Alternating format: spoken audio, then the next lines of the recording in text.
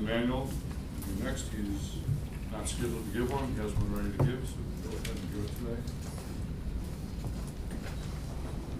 Emmanuel, I don't have an introduction for you. Emmanuel is from Togo, West Africa. That's right. You've been here 15 years, is that correct? 13. 13. Yeah. Want to say a word or two about yourself before you come? Sure. Yeah, I came to US the day before 9/11. I think I shared with you. So 13 years ago, September 10, from Togo, West Africa. My whole family still lived there. Came there for school. I went to school in Kentucky, got my bachelor's and master's there. Moved to San Diego for a couple of years and then moved to Ohio. People ask me why you moved to Ohio. Sometimes you do things. So it's been great. Yeah. Okay. He'll be giving his speech number 2, organizer's speech. It's 5 to 7 minutes. The title of the speech is Thanksgiving Dinner for 320 Foreign Exchange Students. Please welcome Emmanuel Agbovi.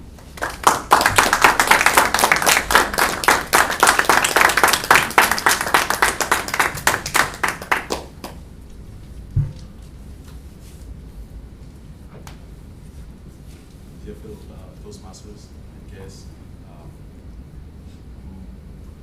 so glad to be here this morning to share with you a little bit again about something that's passionate to my heart, which is international students. I was one of them 7 years ago when I graduated. Thanksgiving dinner, when you think about Thanksgiving, what comes in mind? Turkey, oh yeah. That's the first gravy and mashed potatoes. You know, my country, we don't have that celebration of Thanksgiving. I think it's in the US, we celebrate Thanksgiving. So the first time I had Thanksgiving here in the US was in 2001 when I came in November. My family invited me into their house. It was great. I ate so much, I can't even get out of my seat. But today, I want to talk to you about Thanksgiving dinner for 220 international students. My wife and I, we moved from San Diego here, December 2007.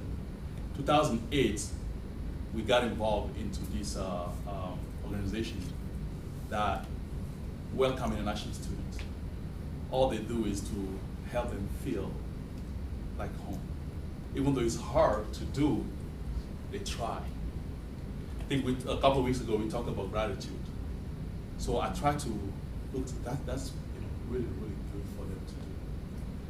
And my wife and I, we went to the meeting, and there was a lady. She called me and said, "Emmanuel, are you from Togo?" I said, "Yeah. We're looking for a coordinator, somebody to run this specific project, is to prepare Thanksgiving dinner for 320 students." I looked at my wife and I said, "You want to do that?" She's like, "Well, they're calling you, so you're gonna make the decision." So since 2008, my wife and I, we got involved in planning and cooking Thanksgiving dinner for 320 students. So last week, I just had a committee meeting for this year and set the budget and everything. I want to talk about 3 things. The first thing is, why do we do this? Why? The second, what are the challenges? Why doing all this? And the third thing is the outcome or lesson learned. First, why do we do this? To tell you the truth, I have no idea. But when when I think about it, I love to eat. I love food. If you don't, I don't know how you survive. I love eating. I cook. I love to cook. at least twice a week, I cook an African dish. You know, my wife, she loves it. So we do this so we can. I remember when I was an international student in the dorm. You see people go Christmas, Thanksgiving, things like that. You look. I mean, you look from the window. It feels lonely, very lonely. Sometimes, so I would just call my family and talk to them the whole time. But again, I have friends that sometimes invite me to their house and things like that, so it was great. So, you know, with that experience, I was like, this is great. I would love to do this. I would love to connect with this international student. I would love to plan something for that day. We usually celebrate the Thanksgiving dinner for them the Sunday before the Thanksgiving. So this year will be on the 23rd, yeah, Sunday the 23rd. So I was like, that would be great. We want to do this, you know, to make them feel like they're not here alone. So that's the reason why my wife and I decided we're going to do this. Because I was there as well 7 years ago. The second is, what are the challenges? There's two things, planning and execution. The planning is easy because it's been 5 times we're doing this, or 5 or 6 times. We have the planning down. But when it comes to that day, you see all the students coming in. It's another thing. The planning, I'll call it our committee and plan and say, hey, this is what we're going to do when we come with different idea. Who should be on the schedule? We have a music come play different international music, and it's just great. So they feel like, oh yeah, it's amazing to see some of the students respond, because we'll be playing music that are from their home. Like, how do you know this?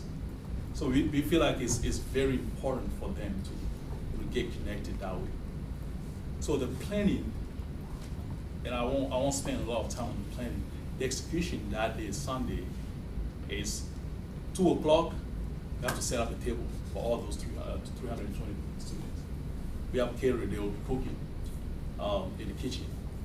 It's big kitchen, so we make sure that we have a hall, fellowship wall, that we can do that for them. And they start arriving at 5 o'clock that day. We make sure that we have some dessert or appetizer or something, beverage for them to drink when they come in. And then we just mingle. We make sure that we invite different American family to come and talk to them, just be friend with them and talk. And a lot of those students, they want to be friend with American family so they can practice their English, so they can learn about American culture as well.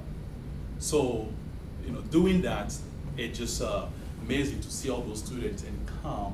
You see them and it's like, they come at once, like 5 o'clock, you open the door, you have a lot of people right away. So it's just amazing, to see them, come and just, you don't know, most of the time, they don't know each other, don't know anybody, but they come to have that fellowship with people they don't know. The last is the outcome of the event. We found out that they love it so much, they write their name down so we can contact them and invite them to other events. They write their name down. So what we did was to, Linda may be interested in being friend with a couple ladies from China. We say, sure, just give your name. You get together with them for coffee once a month, practice English. They love that. They love that. And I wish, I told you before, I wish, I have, when I came to US, I have that opportunity. Yeah, I went to a town that I didn't know anybody. I was alone there, and most of the time. But we noticed that those students, they want to connect with people. They want to connect with America. So we make sure that we find family for them so they can do things. I got a call a couple of weeks ago that one, they went to a Browns, the Browns game. They took one, family took one of their students to Browns game. So we do activities like that, which is great. They learn. I don't think football is only in the US, it's not anywhere else, but go and experience that is great.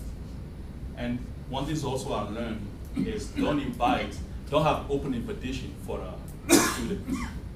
We can only go 320. When we have open invitation, we don't control, we have like 500 sometimes. I mean, wow, seriously, we can't host all of them. So those are lessons learned from doing this for the students. One thing that I want to close with this is I saw this quote. I think is really neat. The Thanksgiving dinner takes 18 hours to prepare. They are consumed in 12 minutes.